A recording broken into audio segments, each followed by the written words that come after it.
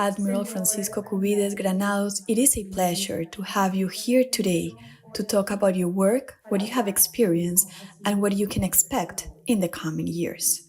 Thank you very much for being here with Dialogo-Americas. Thank you, Sabina, for your time and, well, welcome to Colombia. Thank you very much. Well, the first thing I would like to know is, Mr. Admiral, what do you think are the main challenges that you have been facing? Obviously, you have been in this position for a month now, but what are going to be those important challenges that you will have to face as the new commander of the military forces? And likewise, what are the main objectives?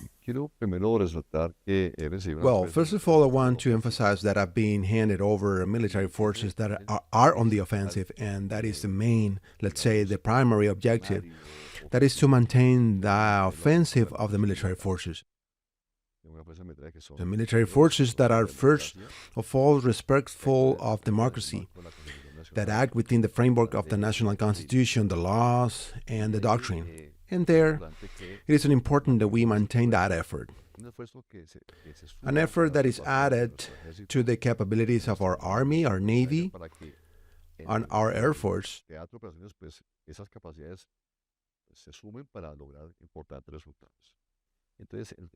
So the challenge it is to maintain that offensive to be able to affect those armed groups as much as possible. Why? Well, to guarantee security, above all, freedom, democracy, and fundamental rights of every citizen. We want Colombians to go back to their daily life, to their daily life wherever they are. And obviously, these efforts we are making have to be aimed at that, so that Colombians feel safe, so they see in their armed forces the institution that protects them the most, that gives it all. Because at the end of the day, as a soldier, as a marine, or as an aviator, we have sworn our lives for Colombians.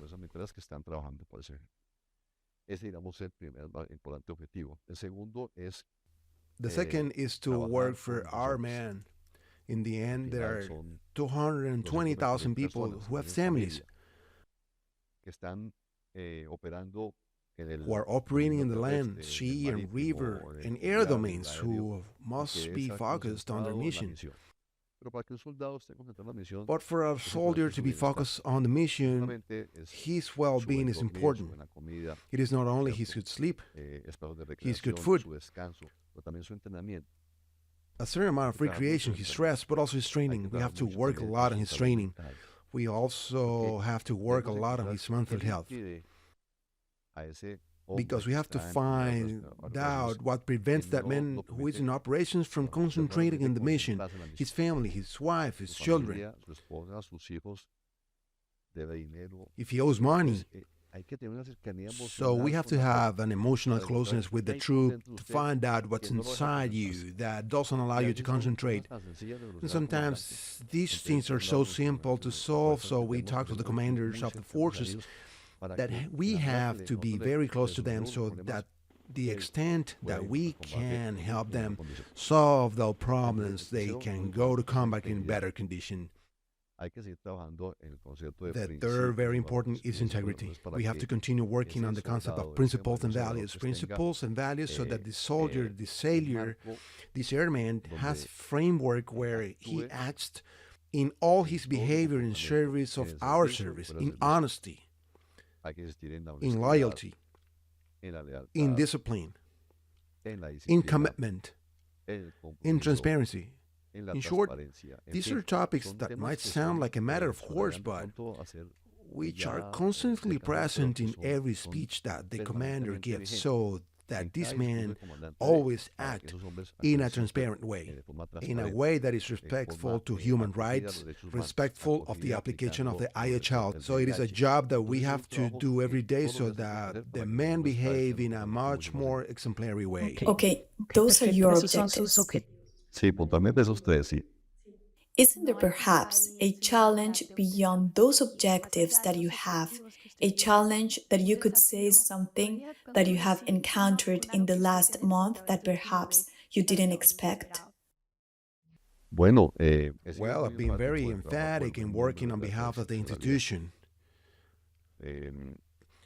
Because when we work hard, with firmness, with self-sacrifice and also discipline, we are contributing so that each mission, each job is perfectly well done, and the good name of a unit, of a battalion, of a division, of a ship, of a combat group, and in short, of all military forces is consolidated.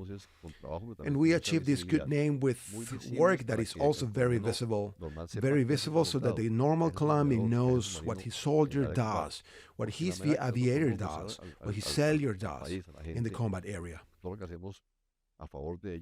Because to that extent that we can show the country, the people, everything we do for them, this good name is generated, and when there's a good name, there's credibility and there's trust.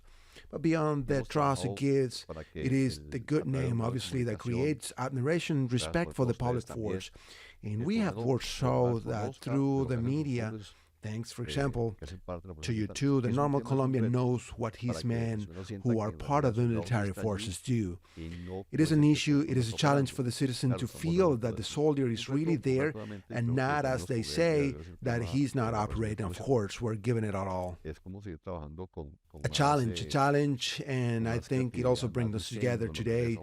It is the issue of information security. It is how to work with more creativity, more design of the messages we are sending to avoid those fake news that come out from illegal groups. For example, the ELN that is talking about our armed strikes, how to counteract those actions that are soft actions that try to undermine the credibility of the military forces. It is a job that demands a lot of effort, a lot of analysis, but above all, I insist, a lot of initiatives from the team so that the operation allowed us, obviously, to counteract the bad name that they want to give the state or the military forces, and obviously to make the truth visible, which is what we want to do, and above all, materialize in the work and the men and women who are part of the military forces.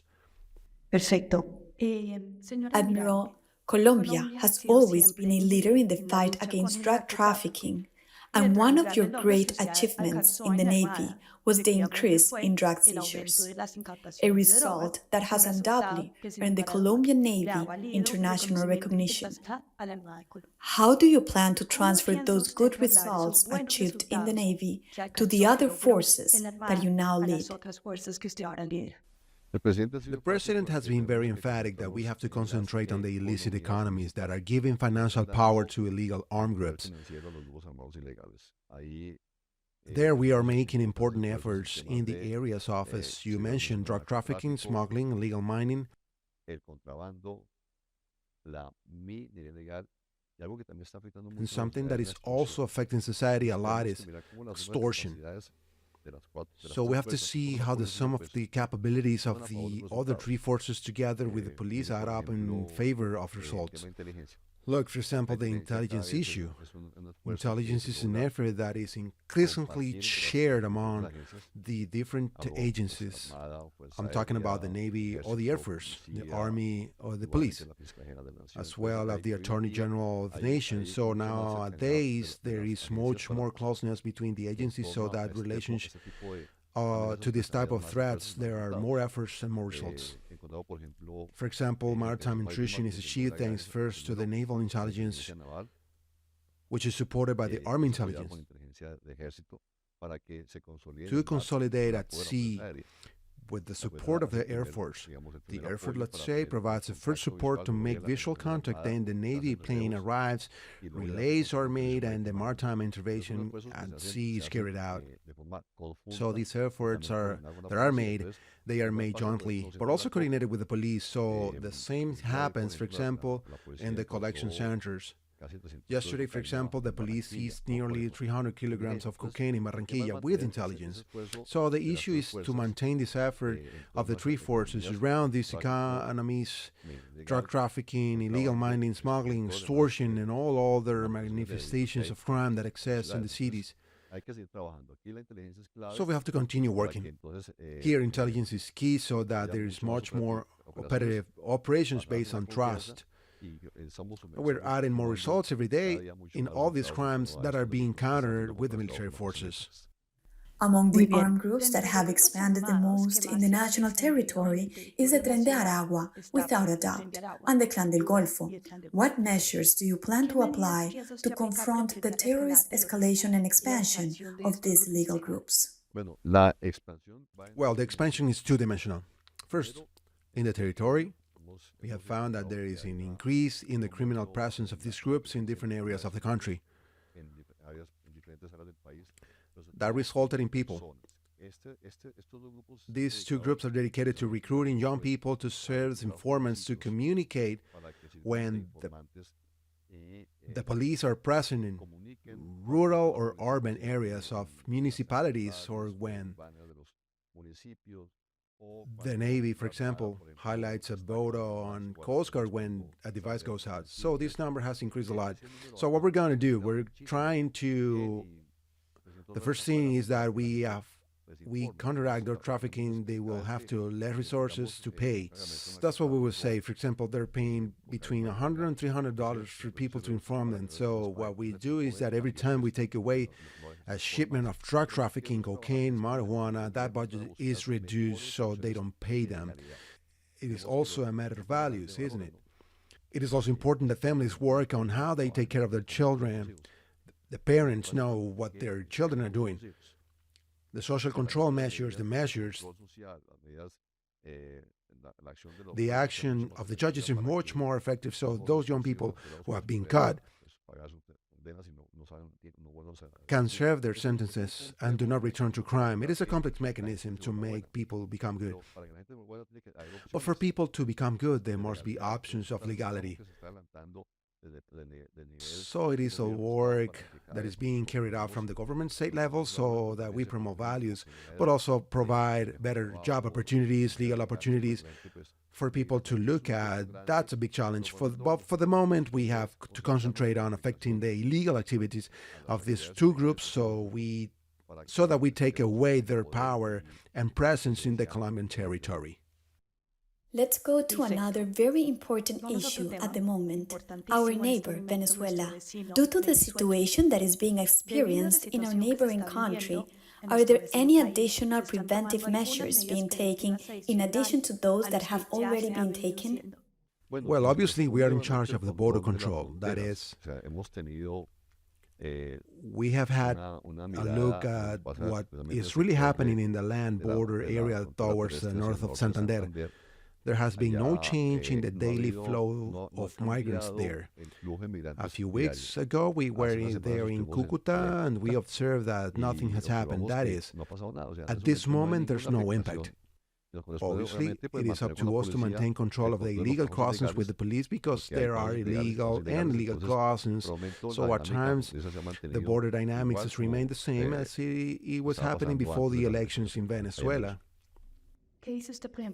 What can you tell us about organized crime?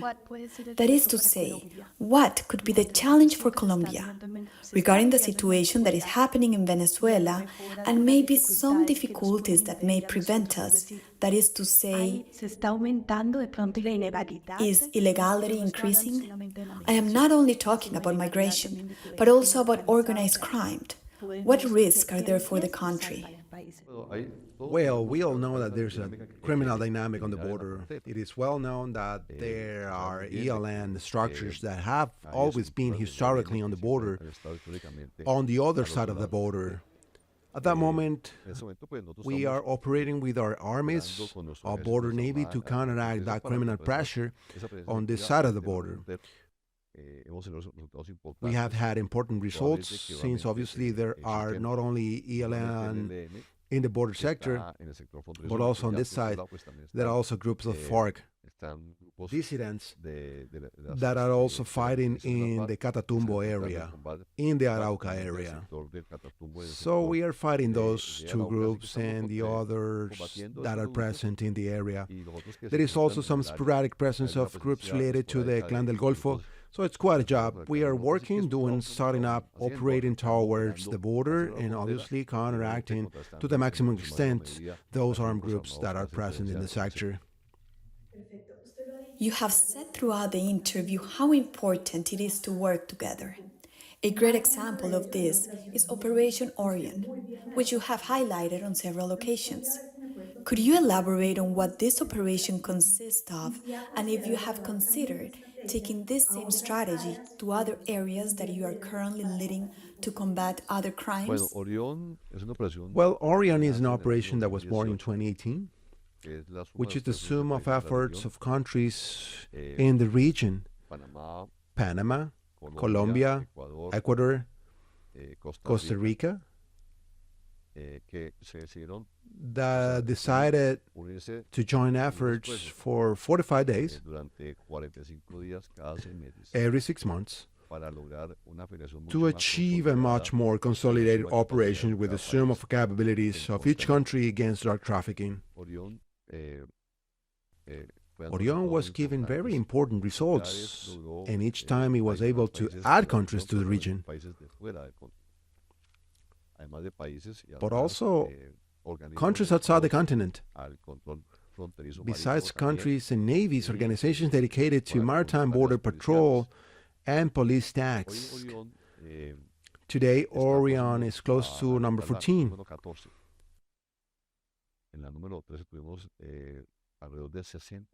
In number 13, we had about 60 countries and more than 105 different organizations that were working in consolidated way, not only on drug trafficking, because in Orion 12 we increased the scope to irregular migration, illegal fishing, arms trafficking, smuggling, so that, for example, we found interest from Singapore, interest also from the Philippines and Indonesia, so that today observers, they look at the Orion model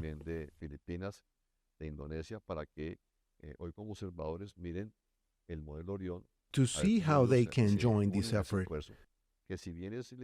which, although it is led from Colombia, it has reached 2 latitudes in the Pacific area. They are working, for example, recently, the Korean Coast Guard also joined us, with whom we have an exchange of information already organized through a memorandum of understanding, and we have achieved in the last one, we have had the Australian Federal Police, because we found semi-submersibles that were sailing to Australia with a large amount of cocaine with the Australian navigation charts. So we realized that the business was reaching there, so that's Orion. Today, it is an operation that gives a lot of visibility to Colombia and puts the Colombian Navy as the main institution worldwide that leads the fight against drug trafficking, with important results on a daily basis. On a daily basis during the operations, today we can talk about the fact that we have seized in those countries around 2,000 tons of cocaine added in each Orion. The Air Force has an effort called SEALs as well. They are always about watching the air sector, and that makes it so that we can have the Air Force also support the maritime intervention issues in the framework of SEALs. It is our work that we are advancing also with the support of the Army, because the Army also contributes in its seizure to Orion, which, after all, today it is in Colombia that is led by the Navy, which has the Orion operation well recognized worldwide. You mentioned that it is very important that we talk about other illicit activities, not only drug trafficking. In this case, an activity that has increased a lot in Colombia is illegal mining. This has also led to the existence of illicit enrichment, not only for local illegal groups, but international. Recently, we had the capture of the Turk, a member of Hezbollah, who was exporting illicit coal to Lebanon, among other countries. What strategy will you implement to reduce illegal mining and therefore the presence of international criminal groups in the country? Illegal mining is a crime related to drug trafficking. Everything's connected. Just like smuggling against mining. It is an issue that must be fought in an integral way. Just as with drug trafficking, it is necessary to take away the solid and liquid chemical precursors from drug trafficking, so that the business becomes more expensive and more complicated for the drug trafficker to be able to really do his business. In the case of mining, due to the posture of the military forces and the opposition against drug trafficking, we destroyed coca-based laboratories.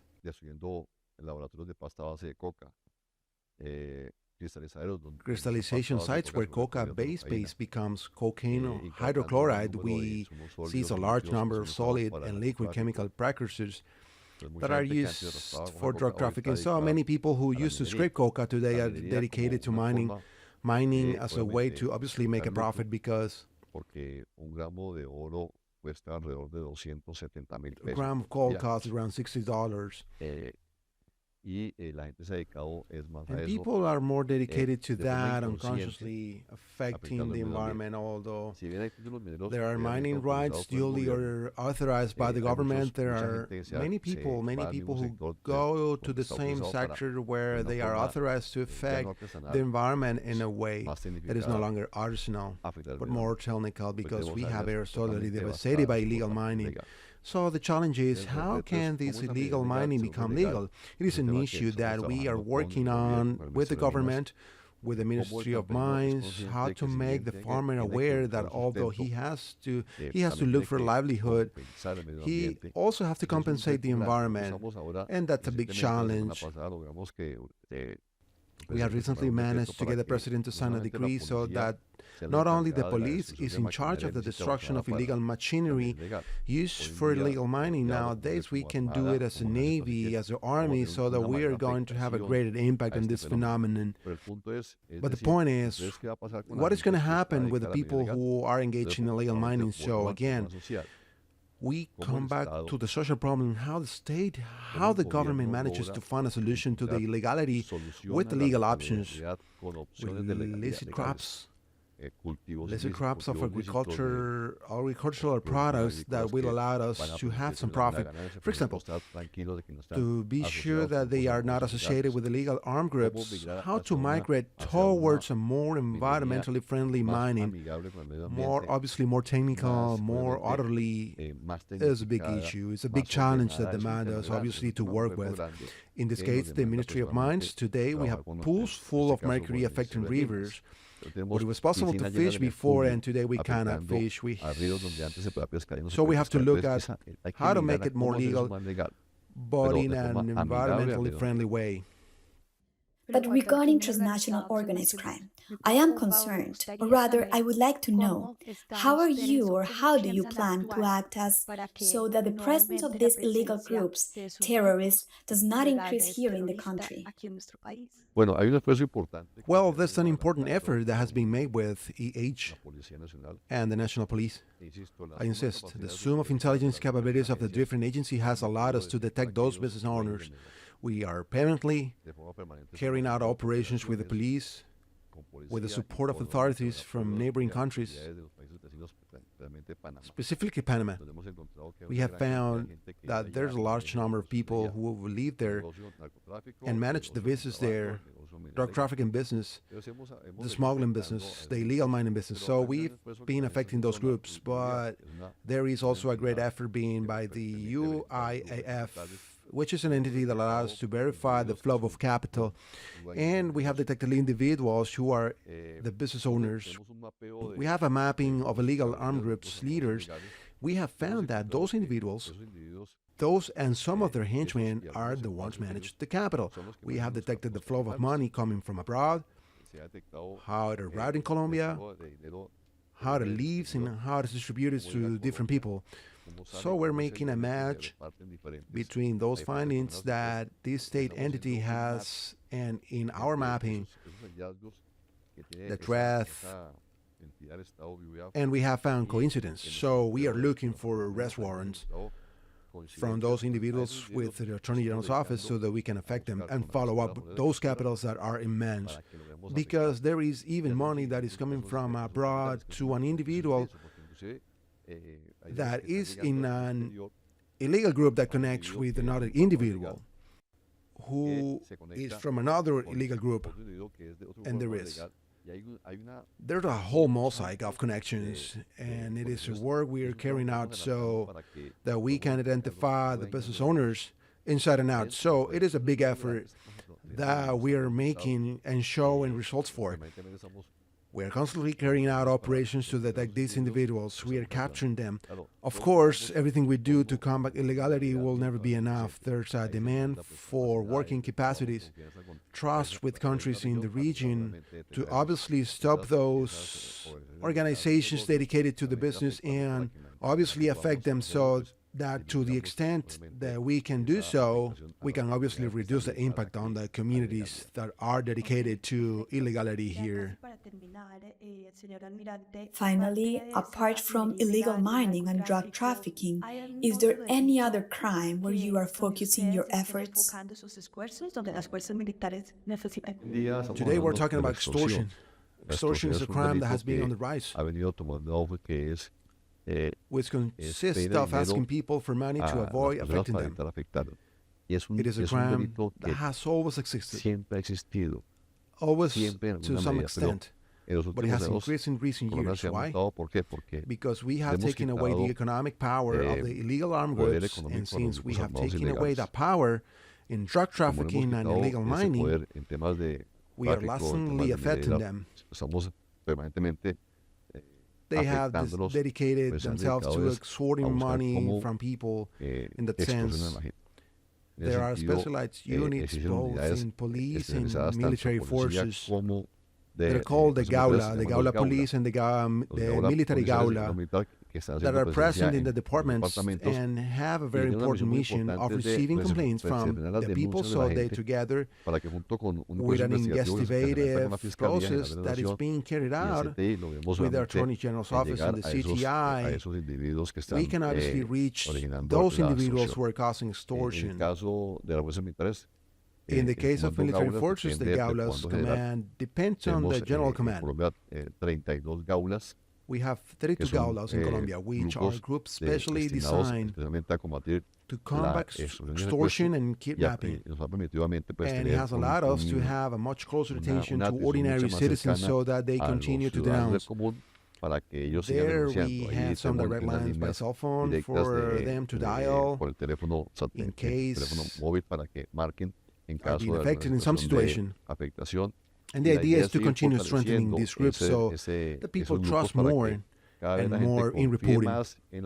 We achieve a much more expeditious investigative process and obviously a much more faster operation. So people know that we are acting and we are achieving it more and more. But the most important thing here is that people report. People are afraid to report. And another important issue is the prisons. 41% of the extortion comes from the prisons. The Ministry of Justice and IMPEC must work together to restrict the ability of mobile systems and equipment in those penitentiary establishments from where many extortions are being carried out. So it is a big challenge for the military forces as well as the Ministry of Justice and the police and the Attorney General of the nation. Indeed, to conclude, I would like to ask you, among the great allies of the Colombian Armed Forces is the United States Southern Command, SOUTHCOM, an important partner in security and humanitarian assistance. How has this cooperation with SOUTHCOM benefited Colombia, and how do you see this relationship in the future? The relationship with the United States has historically been very good. There have always been many mirrors of cooperation in different dimensions. One sees the different U.S. agencies present in Colombia with a great support in social issues and economic issues, in promotion, also in works in different areas of the country. But U.S. Southern Command has been very key in military issues on many occasions. We obviously have exchange of experts. We have academic spaces here in Colombia as well as in the United States. We have also exchange of intelligence for specific issues. We are apparently operating our ships. With the case of the Navy, we have operations that we are carrying out within the framework of UNITAD, Solidarex, Panamax. Also the Air Force. We have also military instructors here in Colombia for special forces. We also send people to the United States for different training and education in areas.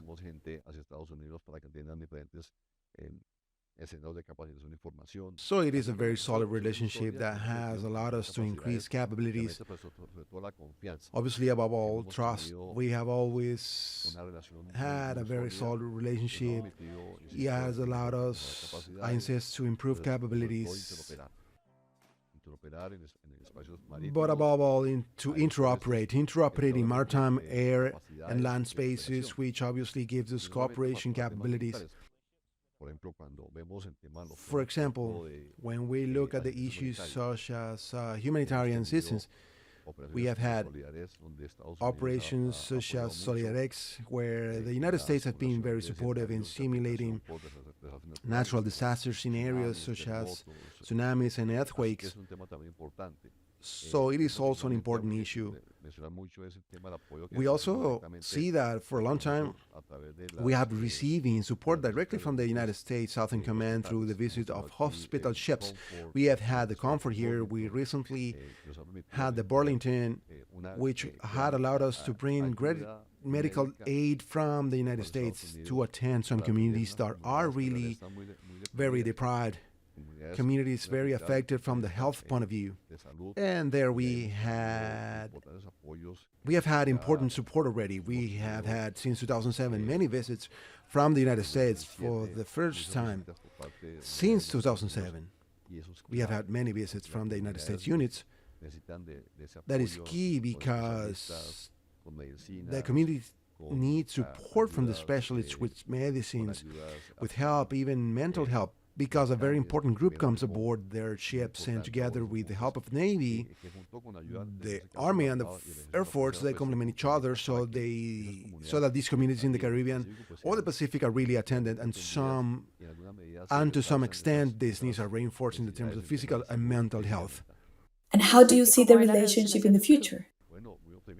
Well, very optimistic. The truth is that we have always had a very close relationships, and we have ongoing support, in this case, from the United States Southern Command.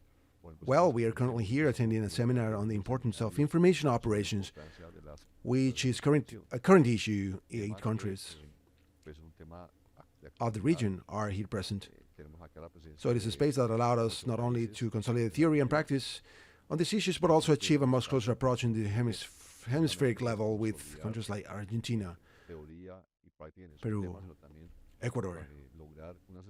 Honduras are here, Paraguay also, who are here today in Bogota, and that scenario was promoted by the United States Southern Command with the support, obviously, from the Colombian Military Forces, and that together with that other activities, we are consolidating much more cooperation and brotherhood at the hemispheric level. I want to thank the Southern Command, but also want to thank those 220,000 men and women of the armed forces who are giving their all for the Colombians and the maritime, river and coast and land scenario, and that obviously are working every day to achieve a better country among those insecurities so that the Colombians can have a better economic, social development, really, because the country is much better. So thank you very much for your visit, and you are always welcome here.